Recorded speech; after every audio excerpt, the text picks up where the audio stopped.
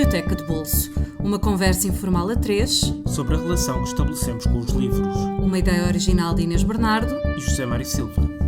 Olá, bem-vindos a mais um Biblioteca de Bolso, um podcast sobre grandes leitores e os livros que os tornaram aquilo que são. A convidada desta semana é Maria Teresa Horta, escritora, jornalista, mas acima de tudo poeta. No início do seu trajeto pertenceu ao grupo Poesia 61. Espelho Inicial, o seu primeiro livro de poemas, é de 1960. Anunciações, o mais recente, sobre o encontro amoroso entre Maria, Mãe de Jesus, e o Arcanjo Gabriel, foi publicado este ano, em maio, pela Dom Quixote. Assumiu-se sempre como feminista nas ações cívicas, mas também na escrita, sendo uma das três Marias que assinaram as novas cartas portuguesas em 1971, juntamente com Maria Velho da Costa e Maria Isabel Barreno. Publicou também ficção, nomeadamente um romance, As Luzes de Leonor, em 2012, sobre a extraordinária figura da Marquesa de Alorna, sua antepassada. Olá Maria Teresa, obrigado por ter aceitado o nosso convite. Olá. Vamos começar exatamente... Olá.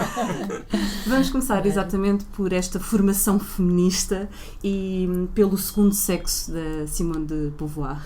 Foi realmente um livro essencial na sua formação? Foi um livro que mudou a minha vida. Foi? Foi um livro que mudou a minha vida.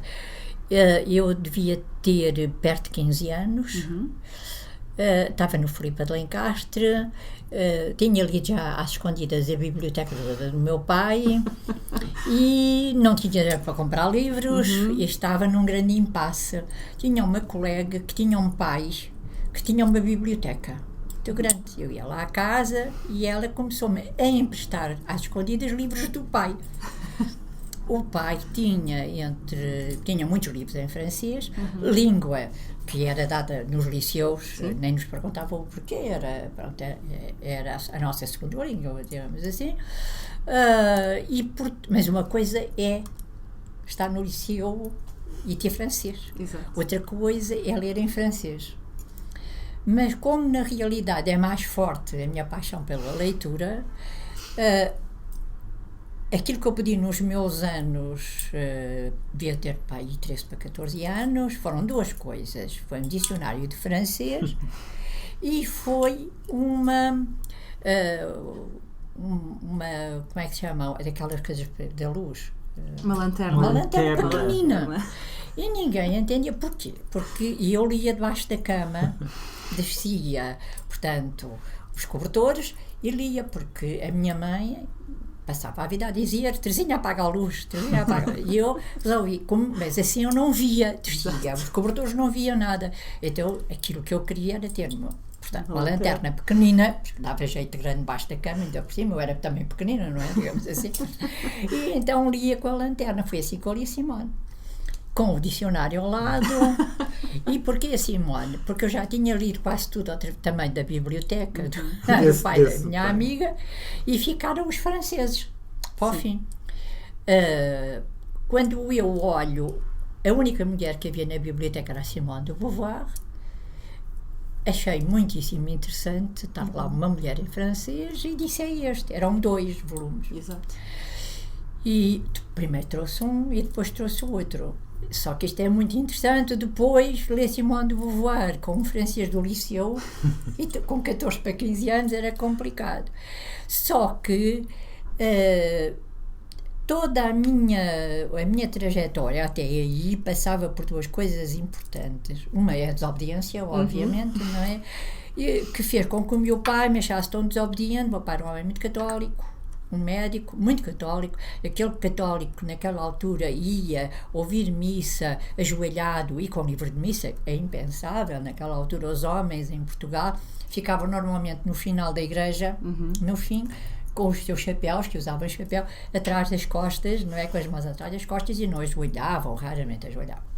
O meu pai não. E então, o meu pai achou por bem, como eu era bastante desobediente, que eu devia ter dentro, não devia ir só à missa, devia ter um confessor que falasse comigo e que me chamasse à pusesse razão. no bom caminho, Exatamente, digamos assim. pusesse no bom caminho. E foi aqui à Igreja São João de Deus falar com o padre, e ele tinha um coadjutor que tinha vindo, o padre António, que tinha vindo do seminário há pouco tempo, e disse: olha, interessante, talvez, sendo mais novo, ela não fique, seja, pronto, possa achar mais melhor, próximo, mais melhor a razão, ela leva bem essa e tal. E aí havia uma coisa muito engraçada, é que no Império estava a passar o filme do Hitchcock, confesso, que era com o Montgomery Clift vestido de padre, que era um padre, interpretava um padre que tinha um assassino, pronto, um assassino que foi dizer o crime. E ele diz ou não e ele diz? Diz, não diz. Exatamente. Só que o padre António era exatamente o Montgomery Clift. Então era bonito. Claro. Um galã. Não, António, lindíssimo, e 20 e tal anos, 21 ou 22, quer dizer, então a igreja enchia-se com as meninas do Filipano, engraçadíssimo, e eu era uma privilegiada, até me confessava com o padre António, só que eu começo exatamente a tocar. Não havia muitos pecados, não era o pecado da desobediência, mas havia assim uns pecados, coisa pouca, que eu despachava, e aí ficava a querer discutir mais coisas. E aquilo que eu discutia era os dogmas, como é que isso era possível. E o grande dogma, tanto que isto faz um bocado de impressão, que é como se eu tivesse dado de volta à minha vida e agora fosse terminar no círculo, e isso é terrível.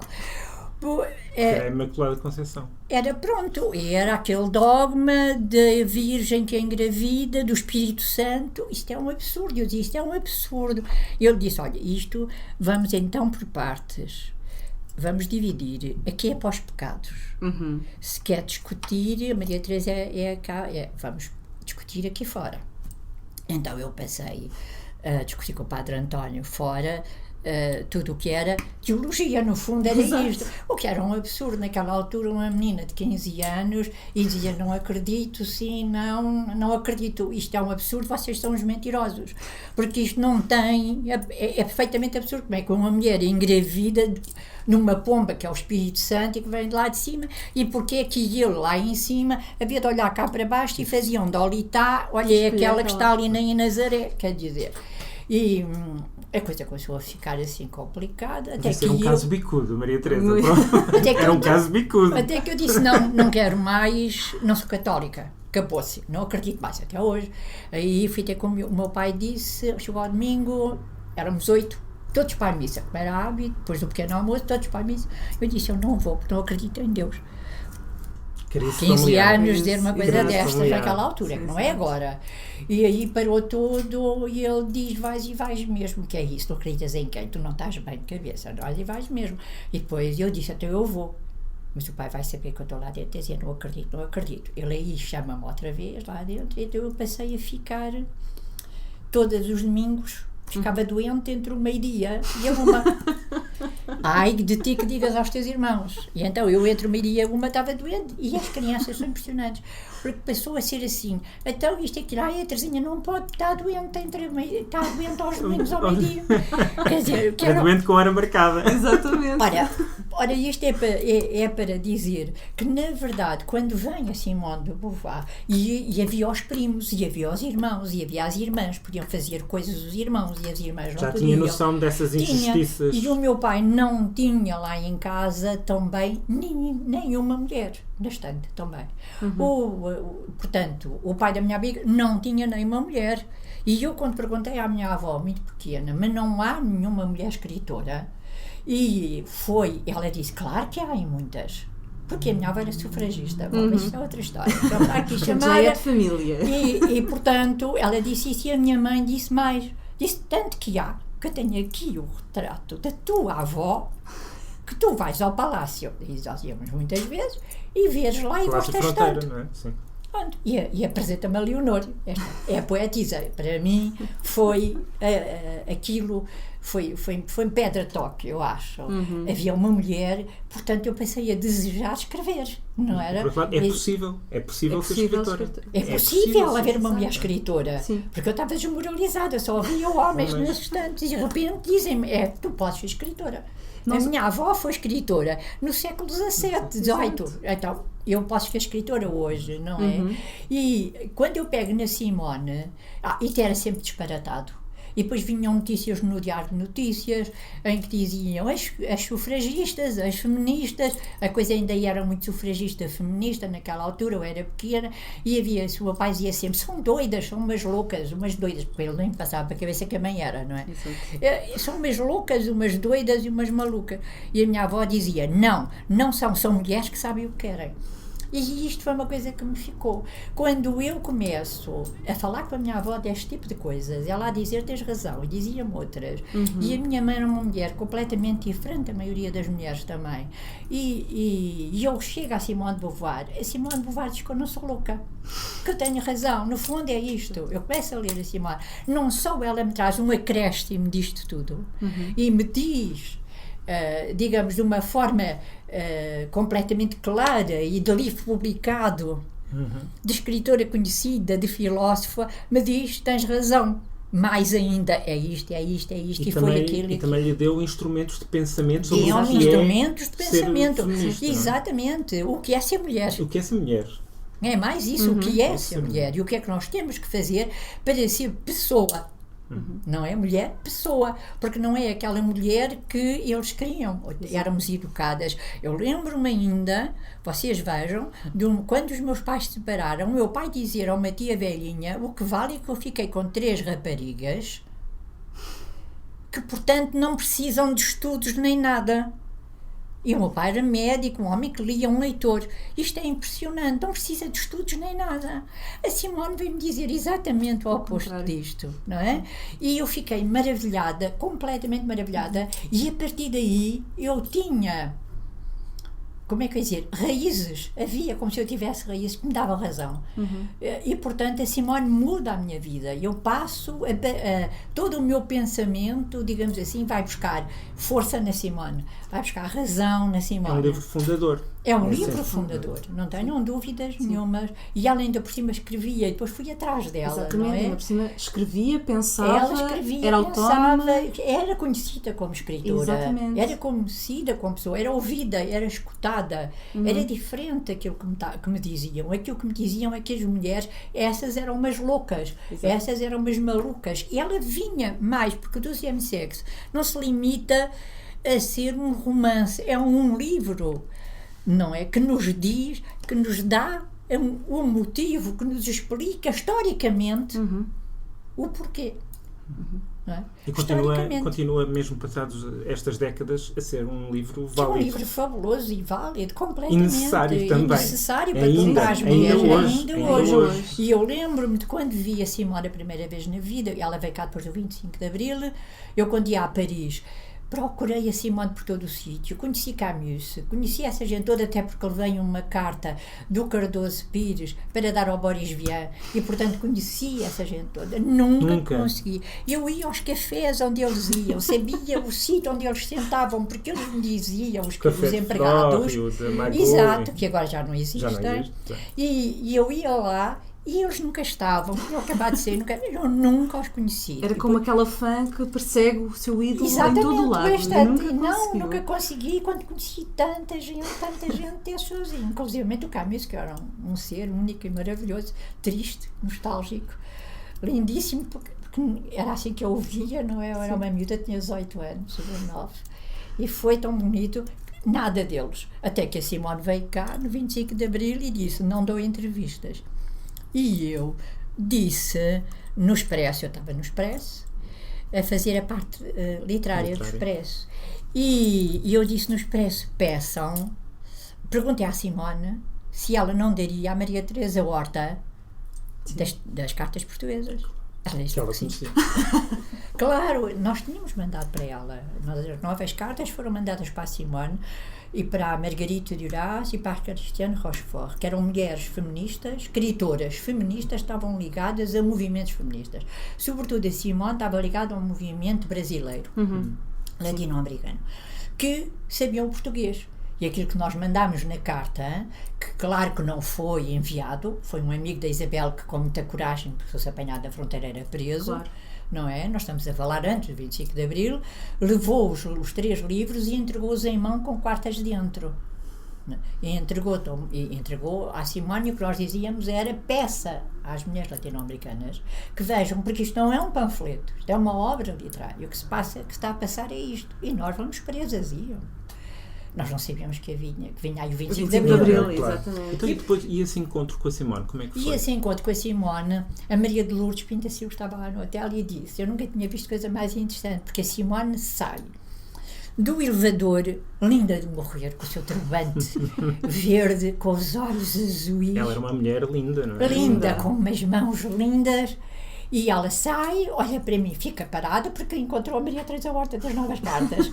Mas eu encontrei o meu ídolo, que me tinha mudado a minha vida.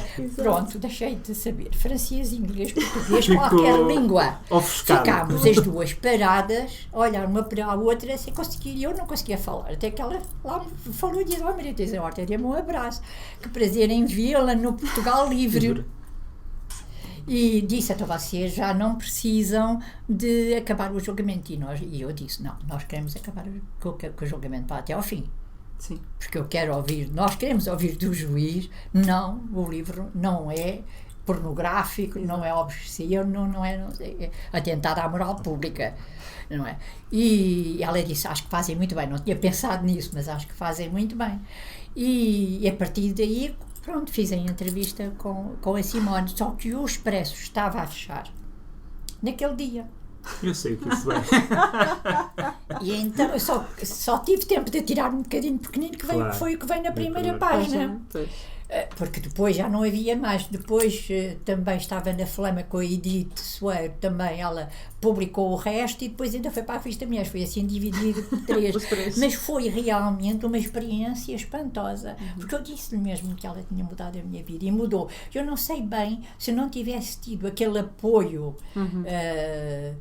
Que na verdade era espantoso e que depois mais tarde já eu, uma mulher de 40 anos, estava já não estava na Revista Mulher, já tinha acabado, estava no diário nessa altura e o meu pai foi ao médico, tinha que ir ao médico, eu fui com ele andava mais depressa que eu, e às 2x3 e ele diz, eu digo, eu não percebo, ele vinha a dizer, vocês são insuportáveis, eu não vos entendo.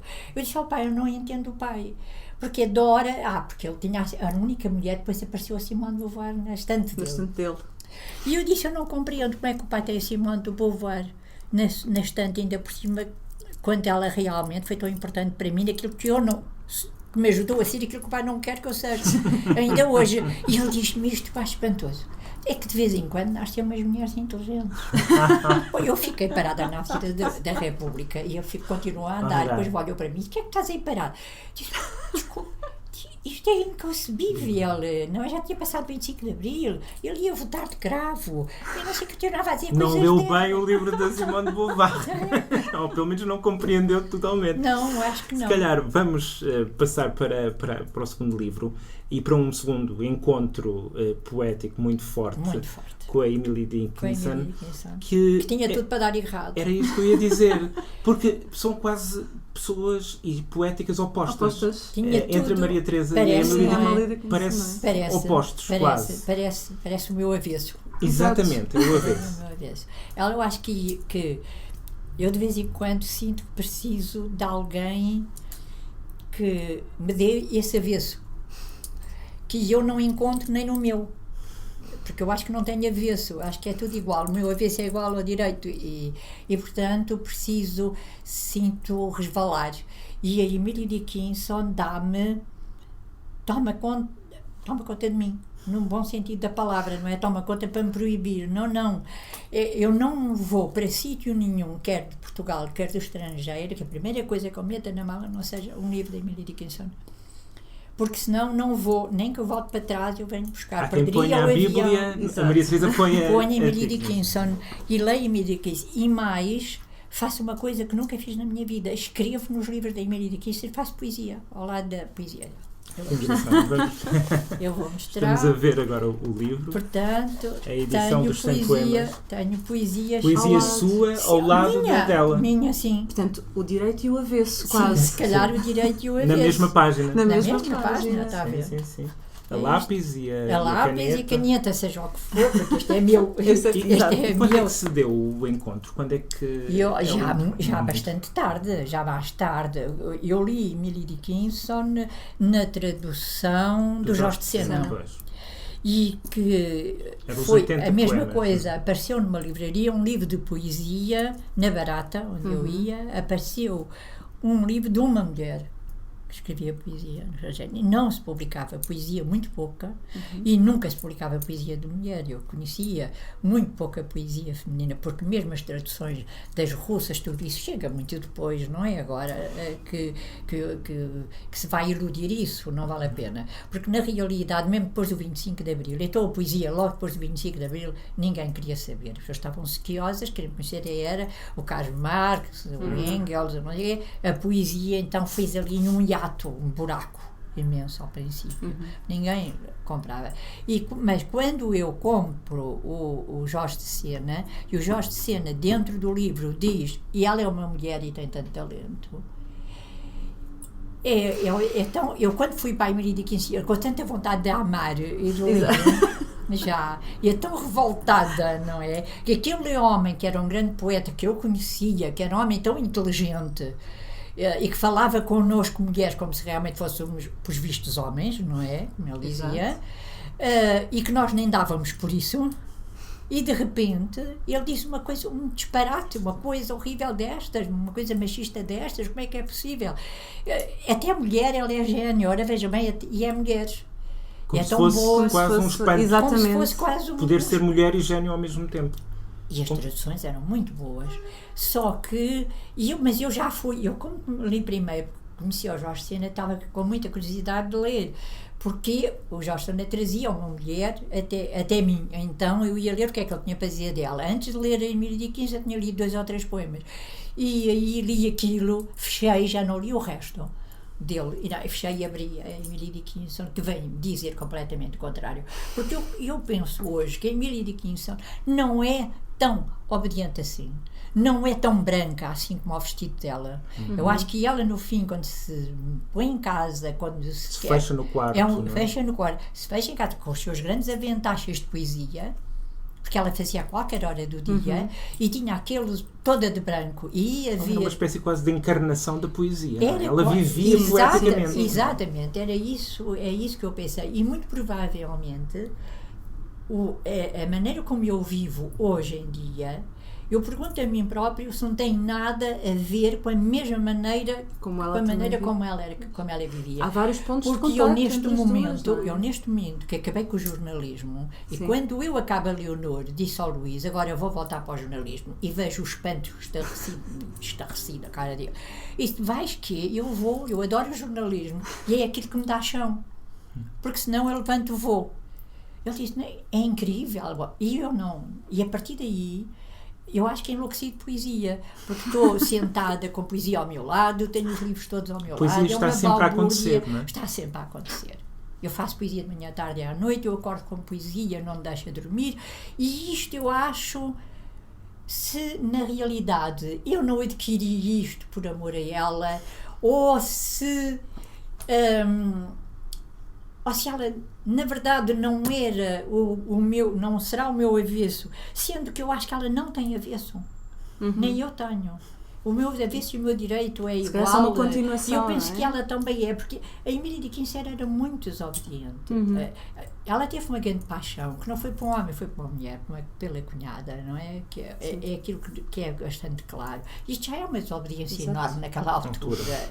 Não é? E naquele meio, naquela sociedade. O assumir isso, pode ninguém ter sabido, a não ser as duas, mas a verdade é que ela assumiu isso, ela soube, não escondeu. Para ela própria assumiu isso, escreveu coisas sobre isso. E depois, eu penso que ela não viveu, ela era uma espécie de encarnação da poesia. E eu quando digo eu sou a minha poesia, o que é que eu estou a dizer? Isto não é é que não é só quem me conhece e vive aqui comigo, é que sabe que isto é verdade, não é uma fórmula, não é uma maneira, não é para convencer os outros, não é para dourar, para tornar bonito. Eu sou a minha poesia. Eu faço poesia como respiro. Portanto, é isto. Eu não digo a mesma coisa já da ficção. Curiosamente, eu comecei por fazer ficção. Muito pequenina. Aquilo que eu faço, eu costumo dizer que nasci no escritório do meu pai, porque adoro escritórios e achava aquela coisa que estava ali na estante que eu não conhecia de lado nenhum, pequenino, que era aquilo, e aprendi a ler assim, para ler aquilo com a minha avó que me ensinou, e então era por som, e às 2 por 3 já era uma confusão tão grande, lia aqui mas já não lia no jornal, lia ali mas já não lia não sei onde, que o meu pai pôs-me uma professora com 5 anos, não é, que me ensinou realmente a ler. E a partir daí eu passei a querer escrever. Mas não havia escritoras, nem no escritório do meu pai, nem nada. Ainda não foi... Aquilo era uma coisa estranha. Eu dizia que escrevia romances. O meu pai deitava cadernos, preparava as aulas e eu não sei o quê, na faculdade, e deitava os cadernos fora. E deixava sempre 5 linhas. E eu dizia que escrevia romances. Escrevia 2 linhas disparatadas e achava que escrevia romances. E só faço poesia aos 13 anos.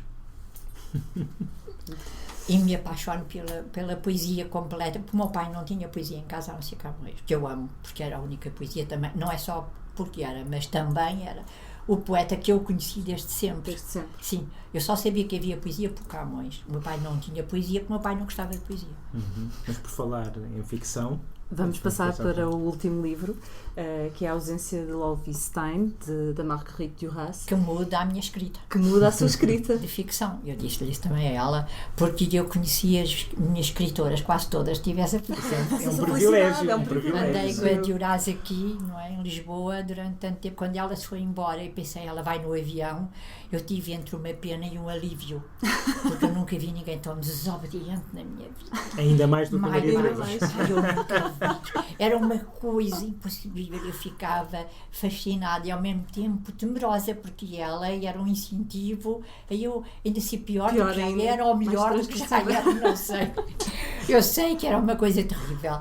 E a Duras muda, porque eu começo a escrever, vocês se calhar não viram ainda o meu primeiro livro, o Espelho Inicial. Não. O Espelho Inicial tem-me completa, que é um disparate. Começa com poesia até ao fim e depois tem um conto, acho eu. Eu nunca vi isto assim, uma disparatada. Porquê? No fundo, eu fiz sozinha aquele livro, não é? Portanto, foi à minha vontade. Quem publicou depois foi o António Ramos Rosa, em Faro. Mas fui eu que organizei. Não sabia nada de como é que se fazia, não é? Exato. E pus-me inteira. Tinha um conto. E coloquei-me. Poesia e ficção. Ficção. Está lá. Depois passei só a fazer poesia. E depois aí regressou à ficção, mais tarde. Regresso com ambas as mãos sobre o corpo. Exatamente. Não é? Regresso com ambas as mãos sobre o corpo. E aí já tinha lido Duras. Portanto, foi fundamental para esse regresso à ficção. Fundamental. A Duras muda a minha escrita. Ou seja, a Duras traz-me outra escrita. Eu, quando leio Duras, é como se me estivesse a ler aquilo que eu queria escrever. E aí é que eu vou ouvir os textos do Ambas as Mãos sobre o Corpo e diz, está aqui. E é quando eu começo a escrever ficção. E aí é quando eu me completo na escrita, digamos assim. E quando eu chego à Leonor, eu vou fazer isso com outras poetisas.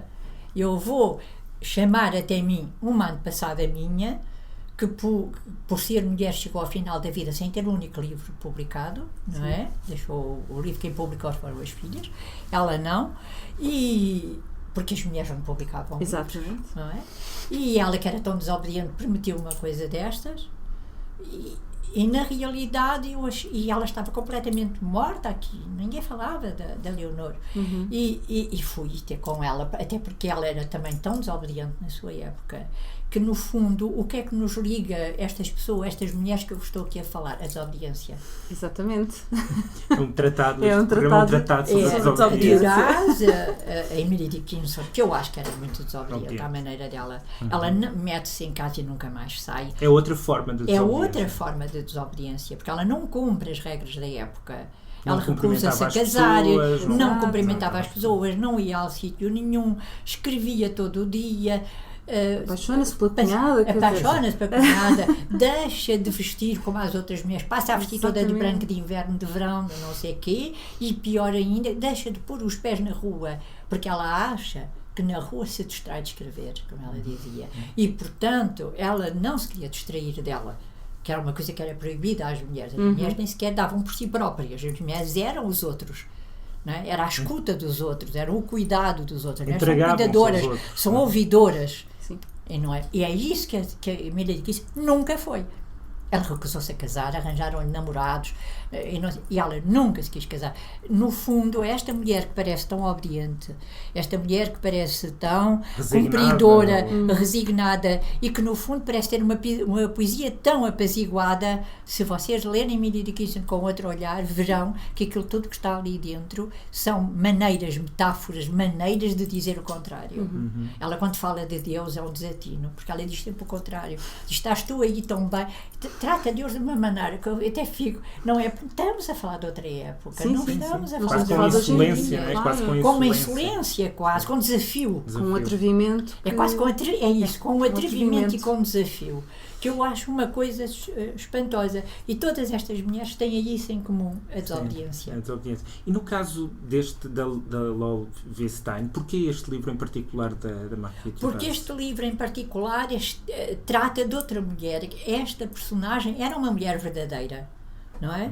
Era uma mulher que existiu, uma mulher verdadeira que ela vai buscar a um manicômio, digamos assim, e que a deixam sair e que a drogam de tal maneira para sair com ela, passar um fim de semana, que ela não lhe tira uma palavra. Então ela volta com ela e diz, eu não é que é drogada, mas ela é perigosa, ela comigo não será perigosa, e se for é comigo, eu assino. Assinou e levou, isto é contado por ela, não é? E vai e passa um fim de semana, sexta, sábado e domingo, a conversar, e as duas sem dormir. E aquela mulher, aquilo que ela me disse foi que aquela mulher tinha uma desobediência tão grande que as pessoas não a entendiam. E eu creio que a Duras escreve um livro primoroso, que eu acho que é genial, e ao falar daquela mulher está a falar de si própria. Está a falar das outras mulheres e está a falar de si própria. Porque o livro também é a invenção da vida daquela mulher. É a invenção da vida daquela mulher, a sua própria vida através da vida daquela mulher.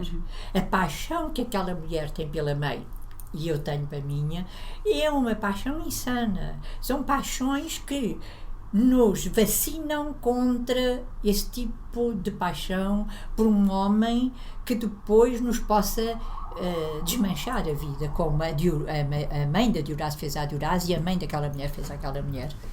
Não é? E a minha mãe me fazia, a minha mãe me fazia tudo, e portanto eu ia atrás dela, fui sempre, cuidei dela, eu era a cuidadora da minha mãe, e desde pequenina, e portanto quando a minha mãe me pendura de fora da janela e me mete outra vez para dentro, que eu não sei porquê,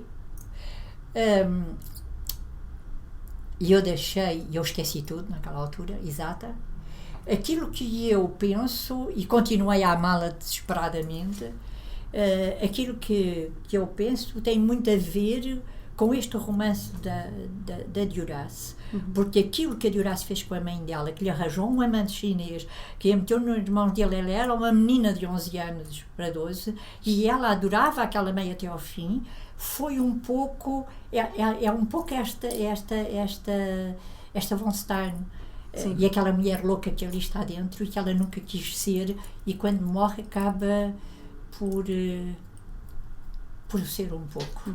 Essa violência ela passou a Duras passou a fazer aquele círculo que era bebe, não escreve, depois faz desintoxicação, escreve, bebe, não escreve, até à morte. Isto é uma coisa insana. Sim. Isto é uma loucura. Isto é uma espécie de loucura. E ela disse, eu hei de morrer louca. E eu acho que ela morreu louca. O Blanchot disse a propósito deste livro que era uma espécie de mergulho no tormento da impossibilidade de narrar. Não é? Sim. ela, como disse, falou nisso, na ideia que as pessoas tinham. Ela disse que não era bem a impossibilidade de narrar, era a impossibilidade de se narrar. Uhum. Ela disse, há aqui e eu falei nisso na entrevista que fiz para a revista Mulheres, e ela disse, não é narrar, é de se narrar, de se narrar, de o escritor se narrar. Até quando é que o escritor se está a narrar, até quando é que o escritor não se consegue narrar. E isso é a loucura. Porque a loucura foi sempre a pedra de toque da Duras, com que ela lutou. Eu não sei se ela lutou em busca, porque achava que isso era algo que a fazia escrever melhor, ir mais fundo, mais dentro, humana, sim, e na sua própria experiência humana, sim, e na sua própria experiência de escrita, sim, que ela misturava. Ela não tinha nenhuma diferença entre isto sou eu, isto são os meus personagens. Não é? Até quase uma tentativa de se narrar, essa tentativa de se narrar a si própria. Quando nós nos encontramos, e ela me viu com os meus anéis, e eu a vi com os anéis também, eu fiquei assim. E ela também. Já ouvimos nós também os anéis, porque eles fazem barulho, e assim, ela são presentes, ela estão tinha presentes. Muitos, e ela tinha 3 dos anéis que ela diz que nunca tirava, que eram os anéis, um deles era o chuveiro, que tinha dado exatamente a mulher da Laura Constantine. Exatamente. E o próprio programa e as histórias são anéis, não é? Exatamente. E são ligações com ela. Exatamente. Eram ligações com ela. Eu acho que ela, quando vai com a sua personagem, reparem bem, ela vai com a sua personagem e passa 3 dias com a sua própria personagem, não é? Isto é a dificuldade de se narrar a si própria. Porque eu perguntei-lhe qual era a diferença quando ela escreveu o livro e quando ela esteve com ela. Porque é que ela precisou de estar com ela para escrever o livro? Ela disse que não precisava. E eu disse exatamente. Então, o que é que você teve a fazer com ela? Ela disse a escrever. E isto é a tal coisa da impossibilidade de se narrar.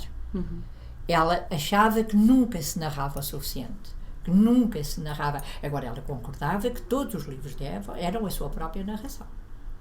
E também sentisse em relação aos seus livros de ficção? Eu acho que sim, eu acho que há muito.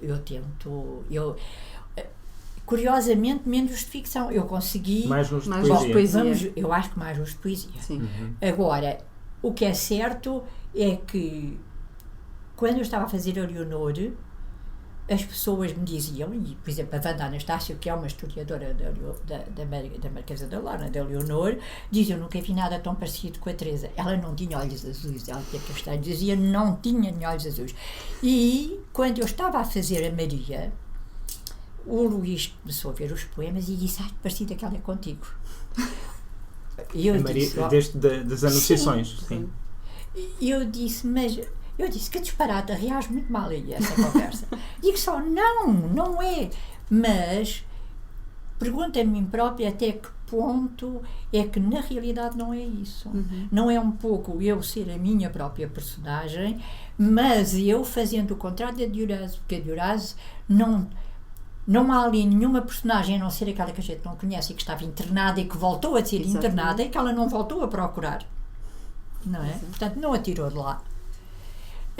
Até que ponto é que ela não se escreveu toda a vida a si mesma e eu, ao falar de outras pessoas e ao falar de outras mulheres, tenham elas existido, caso da Marquesa da Lorna, tenham elas não existido, caso da Maria, eu não estou, em parte, a fazer uma narração de mim própria. Não é? E de narração em narração acabámos o nosso programa. Vamos recordar que O Segundo Sexo, de Simone de Beauvoir, está editado em Portugal pela Quetzal em 2 volumes, cada um com um preço de 16,60€. Os 100 poemas de Emily Dickinson está disponível na Relógio d'Água com tradução de Ana Luísa Amaral. Continua a existir a edição dos 80 poemas da Guimarães Editora com tradução do Jorge de Sena. Os 100 poemas e os 80 têm o preço de 18 euros.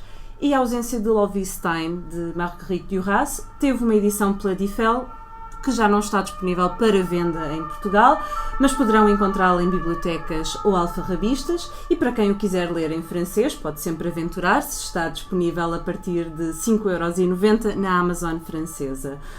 Nós voltamos para a semana com um novo convidado. Não se esqueçam que a Biblioteca de Bolso está disponível através do iTunes, do SoundCloud e por subscrição RSS. Passem pela nossa página de Facebook em facebook.com/Biblioteca de Bolso. Escrevam-nos mensagens, contem-nos o que é que estão a ler, o que acharam deste programa. E muito obrigada, Maria Teresa, por este bocado. Foi maravilhoso. E muito para obrigado. Quem nos ouve, até para a semana com um novo convidado. Até para a semana.